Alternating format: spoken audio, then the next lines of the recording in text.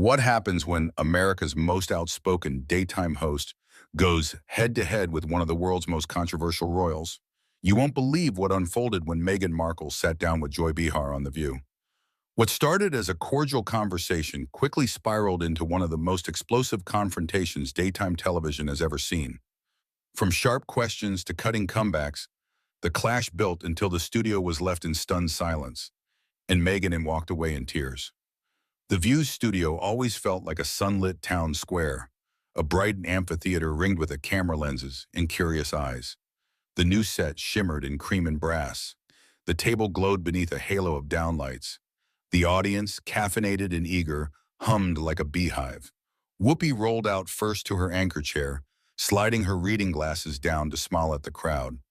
Joy followed with a brisk wave, the kind that doubled as a warning. She was in excellent form. "Good morning, everybody," Whoopi purred. "We've got a very special guest today. Actress, advocate, mother, podcast host. You know her from A Few Small Things." The audience chuckled. "Please welcome Meghan Markle." She entered like an overture, pressed ivory trench dress, immaculate blowout, a careful smile that tried to appear effortless. The audience rose, cheering with the earnestness daytime TV specializes in. Meghan offered a serene wave and a perfectly calibrated, "Thank you for having me." Whoopi set the tone. That was her gift. "We're happy you're here," she said, leaning forward, palms open.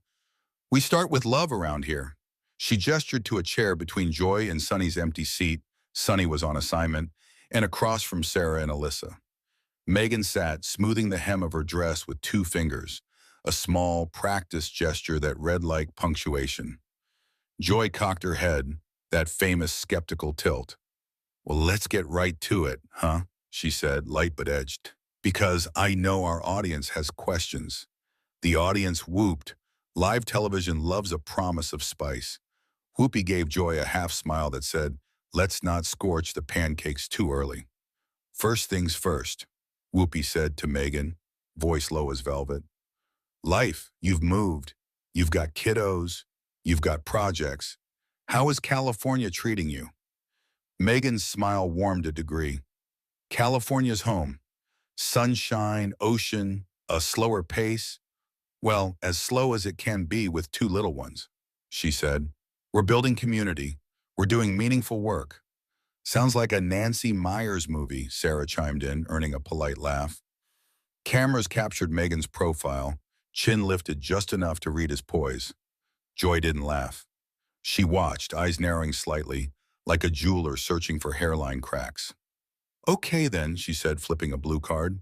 "Since we're being honest, what does it really feel like to live in America now? I mean the real America.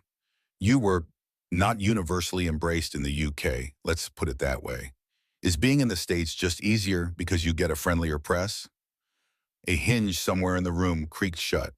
Meghan's lashes lowered and rose. Half a beat, hardly there, but Joy saw it. "Joy," Meghan replied, voice silken. "Is that your way of asking whether I came here because England didn't take to me? Because if so, I'd question the phrasing." Joy's smile sharpened. "I'm asking whether you're happier here because folks don't boo you on the way to the grocery store." Whoopi slid a palm between them, an old-school crossing guard. "We don't boo anyone on the way to the grocery store," she said. "We DoorDash and complain online." A ripple of laughter broke the tension, but the air didn't quite clear. Meghan re-squared her shoulders. "I live where my family is healthy and supported," she said. "California isn't a consolation prize. It's a choice." "I say." "Uh-huh," Joy said, setting her card aside as if to say, "Let's speak plainly." "Speaking of family, Harry's been in the UK this week. Charity award show, right? And you're here. People talk, they always do. Trouble in paradise, that kind of thing. Anything you want to clear up?" Meghan's smile thinned. "I've found rumors tend to evaporate when we stop blowing on them," she said. "Harry's where he needs to be, doing work that matters. I'm here doing the same. We're adults. We don't require chaperones." Sarah glanced at Alyssa. Alyssa studied her coffee cup like it contained the nuclear codes. Whoopi nodded a soft moving on, but Joy wasn't finished. "Okay, but you have to admit, optics." Joy started. Joy, Meghan cut in gently, a delicate blade wrapped in velvet. I admit nothing except that I'm not here to feed tabloids through the vending machine. If people choose gossip over facts, that isn't my responsibility. The audience emitted that collective, ooh, that daytime producers love. A soundtrack tag that meant, uh-oh, this might get good. Whoopi leaned back, a captain feeling gusts shift across the deck. Let's pivot, she said. You've got a new initiative launching, education, digital literacy. That's good stuff. What's the goal? Meghan brightened, but only slightly. It's about empowering young people, particularly girls, to control their narrative in the digital space. Joy twirled a pen. Control your narrative seems to come up a lot with you. Because it matters, Meghan answered, heat rising a degree. For years, my narrative was shaped by people who never met me. Some of us have met you, Joy said, not blinking. We still have questions. Whoopi placed her pen down. Joy. What? Joy said, palms up. I'm being polite. That is Joy's version of polite, Whoopi told Meghan with a grin. The audience laughed gratefully. Steam vented, kettle intact. For the moment. Meghan's answer came crisp. Questions are fine, assumptions aren't. Fair, Sarah said quickly. Can I ask a purely logistical one? No tabloid cloud? She waited for Meghan's nod. How do you decide what's public and private for your kids? We talk about that a lot on this show. Instinct and boundaries, Meghan replied. Our children didn't apply for fame. They inherited scrutiny. We're careful. Joy tapped her card again. Careful or curated, she asked. Both, Meghan returned, like most public people, like most television shows. She smiled at the set. It didn't reach her eyes, including this one. The audience laughed in patches. Some oohed again. Alyssa said, well, she's not wrong, which pulled a few nervous claps. Whoopi steered towards safer harbor. Okay, work. Everyone hears streaming deals and decides they're finance experts. Are you developing more content for Netflix? Meghan's brows lifted, a barely there challenge. We develop projects where there's alignment. People love to pretend they understand the details of contracts they've never read. That sounds like a yes, Joy said. That sounds like an answer, Meghan countered. Joy's smile thinned. She was good on the draw. Meghan was too. Just to be crystal, Joy said, are you asking for more money for the next season? Because some folks think the mission gets blurry when the checks get bigger. Meghan's head tilted a fraction. Some folks should find hobbies, she said, the cadence slow, deliberate. Investing in storytelling that uplifts isn't greed, it's strategy. The offstage producer's hands circled the air. Wrap soon, break coming. But curiosity, once loosed, refuses a leash. Joy leaned in again, lower voice, higher voltage. You've said you're done with the royal stuff, she began. Yet here we are. Every project touches the crown somehow. Is it that you can't move on, or that the audience won't pay attention unless a tiara is peeking out of frame?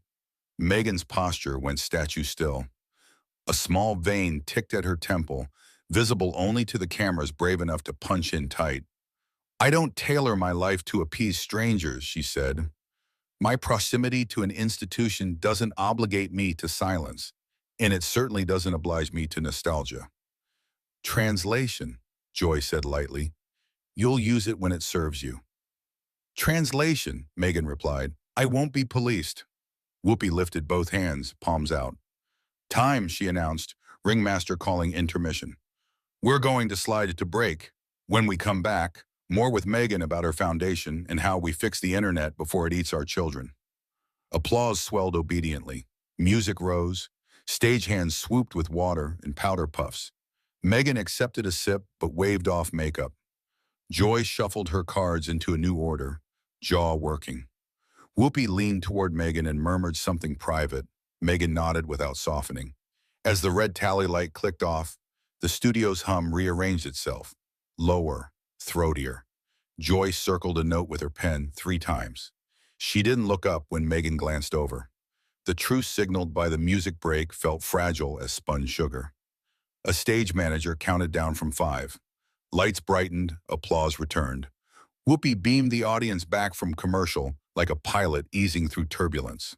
"We're here with Meghan Markle," she said, "talking about kids, media, and all the ways the world is noisy."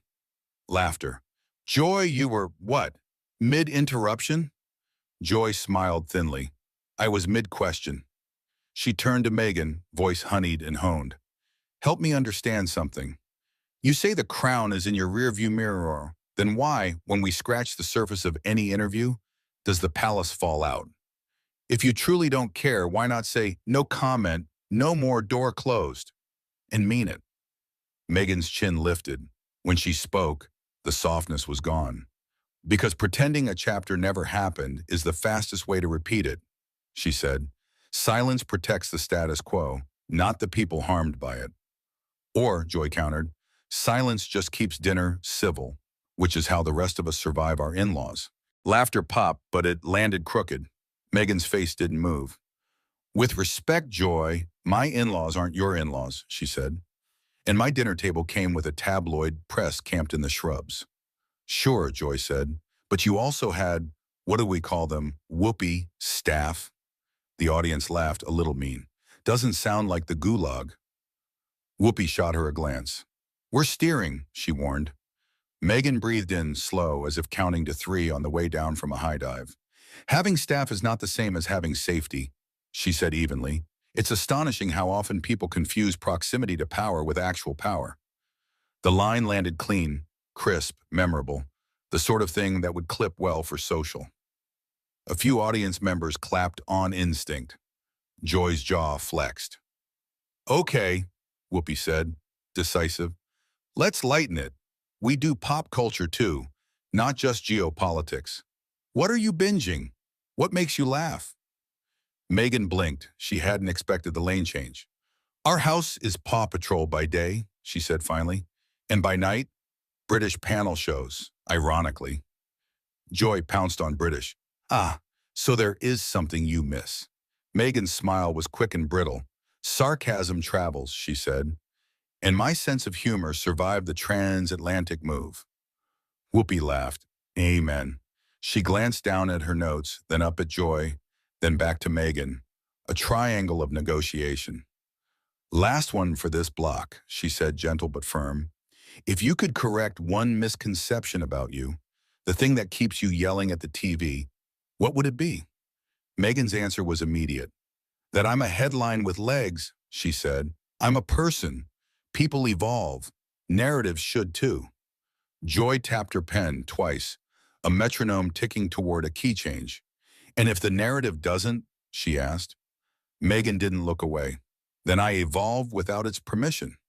The audience made that satisfied sound daytime viewers deploy when they've just heard a line they might quote to their sister later. Whoopi smiled, shoulders easing. "We'll be right back," she said, "with more from Meghan. And yes, we're going to talk about digital safety and schools, so get your notebooks." Music up, applause up, red light off. Joy set her pen down and took a slow sip of water, eyes level with Meghan's over the glass.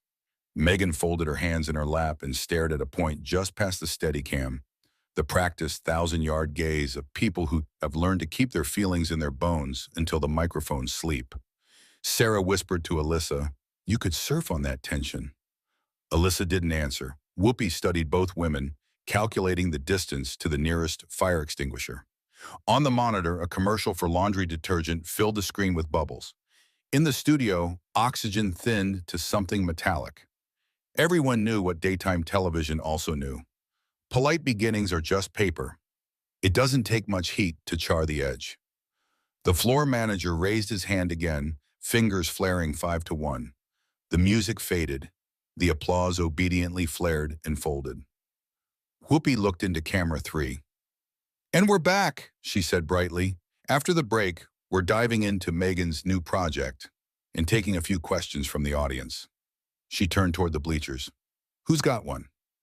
A hand shot up, a woman in a denim jacket, nerves and curiosity wrestling in her smile. Whoopi nodded. "Go ahead, baby." The woman stood, voice shaking just enough to be real. "Hi, Meghan. I just wonder, do you ever feel like I don't know, you talk down to people a little, like we can't understand your side unless we've lived it? There it was. The room held its breath. Meghan blinked, surprised. She looked at the woman, not the cameras. I feel like people talk about me more than to me, she said. If I sound guarded, it's because experience taught me to keep my armor close.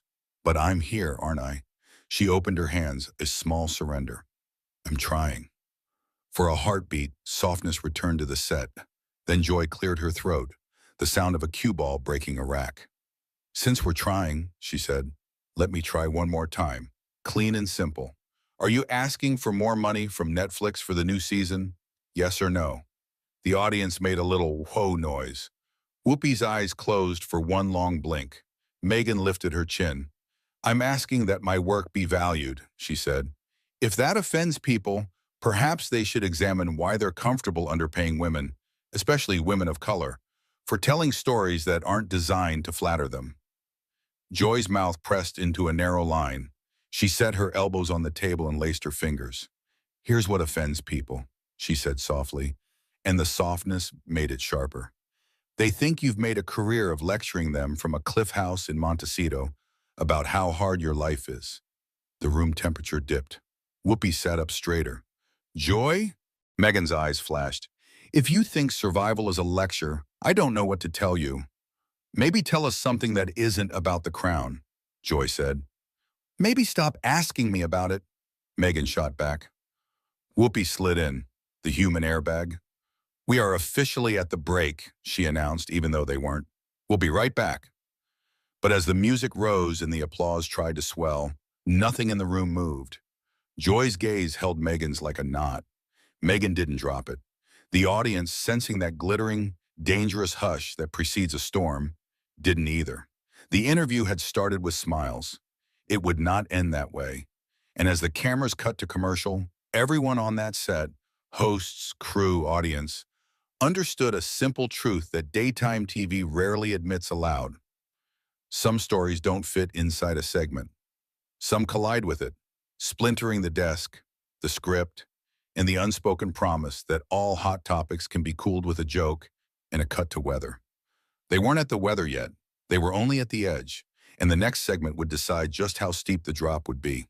The commercials faded, and the lights of the view flared back to life. Yet the tension that had settled over the studio during part one hadn't lifted. It hung there, dense, electric, and undeniable. Whoopi, sensing the storm brewing, leaned forward, her voice calm but firm. We're back, she said with her trademark composure. And Meghan, we were just discussing your digital literacy project, but Joy wanted to finish one question. Quickly. Joy shuffled her cue cards with deliberate force. Quickly, she repeated, though her eyes gleamed with the sharp edge of a blade. Meghan, you've painted life in America as a choice you made for your family. Fine. But is it really just about being happy here? Or was it because, frankly, you weren't wanted in the UK? The temperature in the studio seemed to drop 10 degrees. Meghan's smile thinned, then froze. Joy, she said sweetly, but with venom under the surface. Being wanted by a tabloid audience isn't the metric I use for building a life. I don't need applause to breathe. The audience let out a nervous murmur. Joy smirked. All right then, let's address the elephant in the room. Harry's in London right now. You're here. People are whispering about separation. Care to put that to rest? Meghan's jaw tightened. People need better hobbies, she snapped. My husband is at a charity event. I'm here because I was invited. Two adults having separate schedules doesn't equal a divorce court headline. A sharp wave of oohs rolled through the crowd. Whoopi tried to lighten the mood. Life gets busy, folks. Anyone with a partner knows how that goes. But Joy wasn't done. Then let's touch on the royals, one last time. Do you really not care what they think of you? Or of Harry? Not even a little? Meghan leaned in, her eyes icy. Institutions don't have feelings, Joy. People do. I care about people. I don't care about protecting a system that tried to erase me. The room went silent for half a beat. Then Joy flipped her card. Duh. Fine, Netflix. Rumors say you're pushing for a bigger paycheck for the next season. Truth or spin? Meghan laughed without humor. I don't apologize for knowing my worth. Men negotiate every day, and it's called power. A woman does it, and suddenly it's scandal. Or, Joy fired back, some people see it as cashing in, on the crown, on Harry's last name, on drama that never ends. That was the spark. Meghan straightened, her tone sharpening. Some people can't stand women making their own way. They'd rather believe I'm surviving off borrowed fame than admit I've built something of my own. The audience gasped, half clapping, half jeering, and then Joy leaned forward, eyes flashing. You know what, Meghan? Enough. This smugness, this performance, it's too much. You're not a princess here. You're not even a royal anymore. And honestly, without your husband's family's name, you're nothing. No one cares. And most people don't even like you. The words detonated in the studio like a bomb. A shocked silence fell. You could almost hear the air leave Meghan's lungs. For the first time all morning, her composure cracked. Her lips trembled. Her eyes welled. She blinked hard, fighting the tears. But they came anyway. Whoopi immediately stepped in, her voice commanding, "Right, that's enough. Joy, you crossed a line." "Meghan," she turned to her guest, her tone softening. "You don't owe anyone here pain on command. Take your time." The audience split into two camps, some gasping in sympathy for Meghan, others clapping at Joy's tough talk. Meghan's voice broke, thin but audible. "I came here in good faith," she whispered, dabbing at her eyes with a tissue handed over by a producer. "And all I've gotten is judgment dressed up as questions. I don't need to defend my existence every time I open my mouth." The studio erupted into mixed noise, shouts of, "We love you, Meghan," interlaced with awkward murmurs. Joy, still holding her card, shifted uncomfortably. "I ask questions people are already asking," she said defensively, her voice faltering now. "That's my job." "That wasn't a question," Whoopi shot back, her tone hard as stone. "That was a verdict, and we don't do verdicts here." Meghan stood, fumbling with her microphone cord.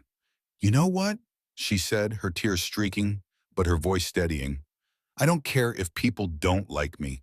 I'm not here to be everyone's favorite, but respect costs nothing, and even that's been too much to ask for today." The audience applauded loudly now, a mix of pity and defiance. Whoopi reached across the table, gently taking Meghan's hand. "You don't need to stay," she said softly.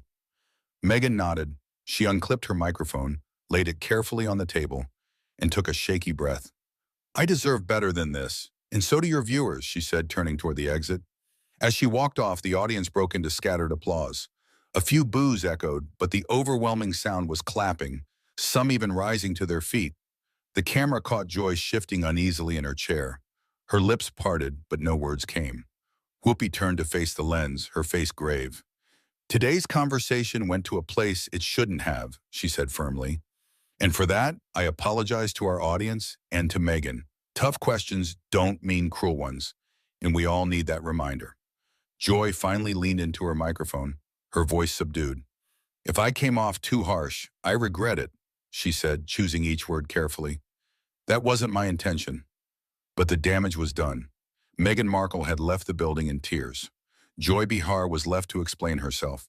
And the studio, millions of viewers watching live, had just witnessed one of the most explosive moments in daytime television history. What began as a cordial interview ended as a cultural earthquake, one that would dominate headlines, fuel endless debates, and stain reputations for years to come.